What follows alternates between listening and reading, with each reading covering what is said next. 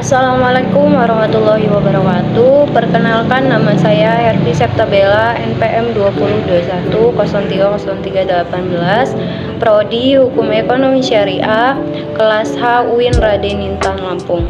Mata kuliah Hukum Acara Pidana, dosen pengampu Pak Idrus Al-Ghifari SH.MH. Di sini saya mendapatkan tugas UAS yang dimana menjelaskan 12 materi hukum acara pidana. Langsung saja kita akan menjelaskan materi yang pertama. Materi yang pertama yaitu penyelenggara peradilan pidana. agama. Di dalam penyelenggara peradilan Pidana. agama ini, sistem peradilan pidana adalah sistem dalam suatu masyarakat untuk menanggulangi masalah kejahatan. Nah, menanggulangi di sini artinya usaha untuk mengendalikan kejahatan agar berada dalam batas-batas toleransi masyarakat. Model penyelenggara dalam peradilan pidana terbagi menjadi 3 bagian. Yang pertama ada crime control model dan due process model. Yang ketiga ada family model atau model kekeluargaan. Dan yang terakhir model terpadu atau integrated model. Materi yang kedua ada sepintas perkembangan hukum acara pidana di Indonesia. Yang dimaksud hukum acara pidana yaitu keseluruhan peraturan hukum yang mengatur bagaimana caranya alat-alat penegak hukum melaksanakan dan mempertahankan hukum pidana. Hukum acara atau hukum formal adalah peraturan hukum yang mengatur tentang cara bagaimana mempertahankan dan menjalankan hukum material. Fungsinya menyelesaikan masalah yang memenuhi norma larangan hukum material melalui suatu proses dengan berpedomkan kepada peraturan yang dicantumkan dalam hukum acara. Materi yang ketiga yaitu pengertian hukum acara pidana. Nah, perlu kita ketahui, hukum acara pidana adalah hukum formal. Artinya, hukum yang digunakan untuk menegakkan hukum pidana material. Oleh karena itu, hukum acara pidana tidak dapat dilepaskan dengan hukum pidana material yang memiliki hubungan dan keterkaitan yang erat dalam pelaksanaan penegakan hukum pidana. Dengan demikian, dapat diartikan bahwa hukum acara pidana adalah serangkaian aturan yang dibuat oleh negara yang bertujuan untuk menegakkan hukum pidana material. Materi yang keempat yaitu tahap-tahap pemeriksaan dalam hukum acara pidana. Nah, tahap-tahap pemeriksaan dalam hukum acara pidana meliputi yang pertama ada tahap penyelidikan, yang kedua tahap penyidikan, yang ketiga tahap penuntutan, yang keempat ada tahap persidangan di pengadilan yang dikenal dengan sistem peradilan pidana terpadu. Jadi tahap pemeriksaan dalam hukum acara pidana ini ada 4 tahap. Kita lanjut materi yang kelima. Materi yang kelima ini ada perihal penuntutan. Perihal penuntutan ini dalam hukum acara pidana terdapat dalam pasal 13 KUHP dinyatakan bahwa penuntut umum adalah jaksa yang diberi wewenang untuk melakukan penuntutan dan melaksanakan penetapan hakim.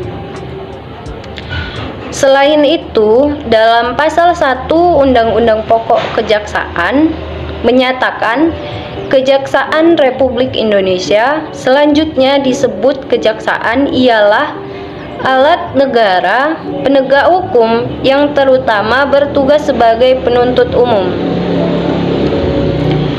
Kita lanjut materi yang keenam. Materi yang keenam ini adalah kewenangan peradilan untuk mengadili.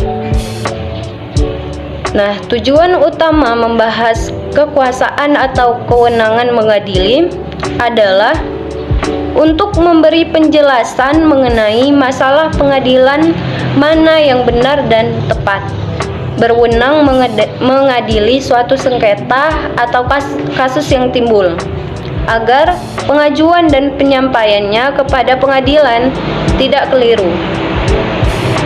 Ada dua macam kewenangan, yaitu yang pertama ada kewenangan mutlak, yang kedua ada kewenangan relatif.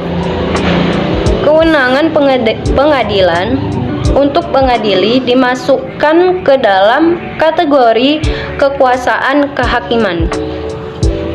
Kita lanjut materi yang ketujuh. Materi yang ketujuh ini adalah ganti kerugian rehabilitasi dan penggabungan gugatan ganti rugi.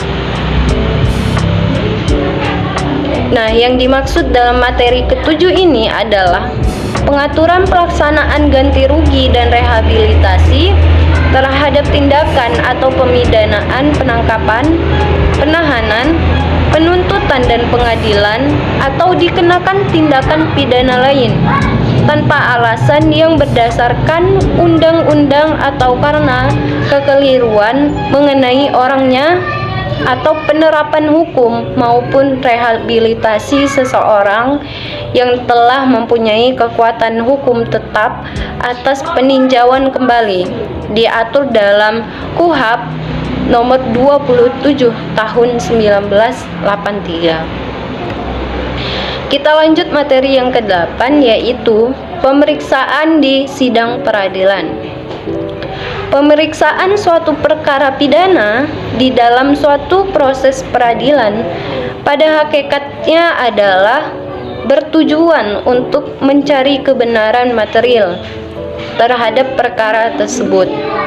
Hal ini dapat dilihat dari adanya berbagai usaha yang dilakukan oleh aparat penegak hukum dalam memperoleh bukti-bukti yang dibutuhkan untuk mengungkapkan suatu perkara, baik pada tahap pemeriksaan pendahuluan seperti penyidikan dan penuntutan maupun pada tahap persidangan perkara tersebut. Lanjut materi yang ke-9, yaitu perihal pembuktian. Nah, dalam perihal pembuktian ini kita harus mengetahui dulu tujuan pembuktian itu apa. Jadi tujuan pembuktian itu adalah untuk dijadikan dasar dalam menjatuhkan putusan hakim kepada terdakwa tentang bersalah atau tidaknya sebagaimana yang telah didakwakan oleh penuntut umum. Lagi pula terhadap putusan-putusan atas dasar sistem pembuktian ini sukar untuk dilakukan penelitian bagi hakim atasan karena tidak dapat mengetahui pertimbangan hakim yang menjurus ke arah terbitnya putusan. Lanjut materi yang ke-10. Materi yang ke-10 ini adalah berisi putusan-putusan pengadilan. Jadi, putusan pengadilan menurut pasal 1/11 Kitab Undang-Undang Hukum Acara Pidana adalah pernyataan hakim yang diucapkan dalam sidang pengadilan terbuka yang dapat berupa pemidanaan atau bebas atau lepas dari segala tuntutan hukum dalam hal serta menurut cara yang diatur dalam undang-undang ini. Semua putusan pengadilan hanya sah dan memiliki kekuatan hukum jika diucapkan di sidang terbuka untuk umum. Kita lanjut materi yang ke-11. Materi yang ke-11 ini adalah upaya hukum. Nah, upaya hukum ini merupakan suatu tindakan yang diberikan atau hak yang diberikan oleh undang-undang kepada para pihak yang tidak puas dengan keputusan pengadilan di berbagai tingkatan pengadilan. Nah, ada dua upaya hukum. Yang pertama ada upaya hukum banding, yang kedua ada upaya hukum kasasi. Materi yang terakhir yaitu ada pelaksanaan putusan pengadilan atau eksekusi. Nah, di sini terminologi eksekusi ini adalah pelaksanaan putusan pengadilan yang telah mempunyai kekuatan hukum tetap yang dijalankan secara paksa oleh karena pihak yang kalah dalam perkara tidak mau mematuhi pelaksanaan putusan pengadilan sebagaimana mestinya. Nah, itu dia tadi penjelasan 12 materi hukum acara pidana dari saya. Semoga video ini bermanfaat bagi kita semua dan semoga materi yang saya sampaikan bisa jelas untuk dipahami. Saya akhiri. Wassalamualaikum warahmatullahi wabarakatuh. See you guys.